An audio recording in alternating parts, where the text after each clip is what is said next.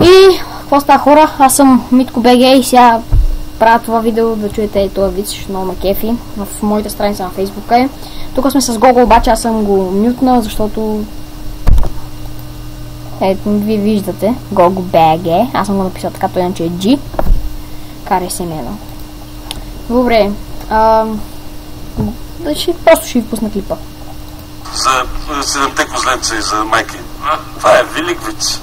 Един от най-циничните вицове, които знам. Козата тръгнала на пазар, казала козленца, казала, тя ще дойде ония вълка, ще иска да ви яде с преправен глас. Дайте си измислим някаква парола, за да нямаме проблеми, като дойде вълка. Предлагам ви, понеже аз излизам, днешната парола на пазар излизам, сетих се, паролата е лапам чушки. И те казали супер, излязла козата, козленцът играят си, идва вълка с преправен глас. Казва козленца, отворете, аз съм майка ви, не ме кажи паролата, той не знае паролата, тръгнал си в песен и тръгнал с гората всичко се знае, стигнал при лисицата, казал тия козлеца, не мога ги изям вече цяла приказка, измисли с някаква парола, тя каза ще науча, питала сойката е казала, лапам чушки, на другия ден идвал не. Чука знае паролата, спокойно, с преправен глас. Козленца, отворете, лапам чушки.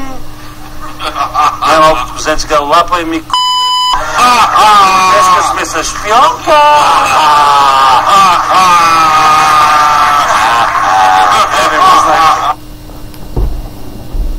Това беше клипа, хора.